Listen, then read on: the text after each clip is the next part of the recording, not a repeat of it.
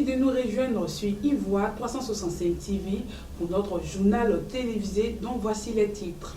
Fête des armées 2025 et remise d'attributs commando à la 22e promotion des élèves gendarmes. Pose de la première pierre du complexe sportif d'Aféry pour le lancement des travaux. Remise des clés de la cité préfectorale de Benjerville par le Premier ministre Begré Mambé. L'armée est l'honneur et elle est la stabilité du pays comme valeur importante à défendre. C'est en ce sens que les cérémonies de décoration se poursuivent. La fête des armées a également eu lieu ce vendredi 25 juillet au sein de l'état-major au plateau. C'était l'occasion de rendre hommage aux soldats disparus et saluer le travail considérable de l'armée ivoirienne. 499 stagiaires, dont 26 officiers, 21 personnels féminins, dont 3 officiers filles.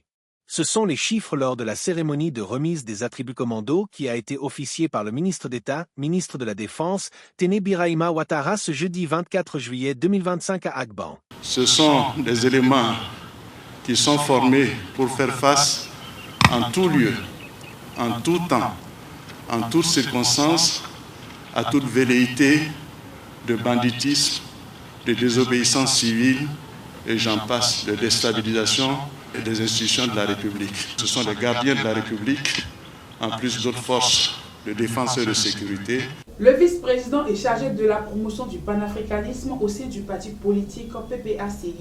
Awadon Melo a annoncé lors d'un entretien accordé aux médias Jeunes Afrique le mercredi 23 juillet 2025 qu'il déposerait et maintiendrait sa candidature pour les présidentielles en 2025 en Côte d'Ivoire jusqu'à ce que celle de son mentor Laurent Gbagbo devienne légitime. Améliorer les conditions de vie et des cadres et représentants de la société est aussi un combat que l'État ne cesse de mener et c'est ainsi qu'une cité préfectorale voit le jour à Benjerville.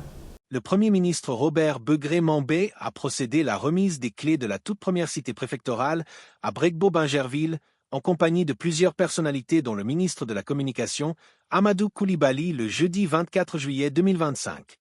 Ce projet, doté de 133 villas modernes et ses commodités de qualité, offre désormais un cadre de vie décent, durable et sécurisé aux préfets et sous-préfets après leur carrière active. C'est un sentiment de fierté, mêlé de joie, d'être un témoin privilégié de la fin d'un projet de réalisation d'une cité préfectorale, la première en Côte d'Ivoire, grâce à cette décision de Monsieur le Président de la République. En réussissant 133 villas, les préfets ont exprimé une grande cohésion et ont donné une projection heureuse d'une maturité collective consommée. Tous les chefs de village, en harmonie avec tous les villages concernés, ont fait taire leurs incompréhensions et ont privilégié l'intérêt de la collectivité et permettent à nos honorables préfets de vivre dans un cadre décent. La seule volonté du président Alassane Ouattara, c'est de rechercher en toute occasion ce qui est bon, ce qui est durable et ce qui est agréable pour ses frères et sœurs ivoiriens. Il n'y a rien d'autre. L'élite du basket féminin converge vers la Côte d'Ivoire par la 27e édition de l'Afro-Basket féminine du 27 juillet au 3 août au Palais des Sportifs de Treichville.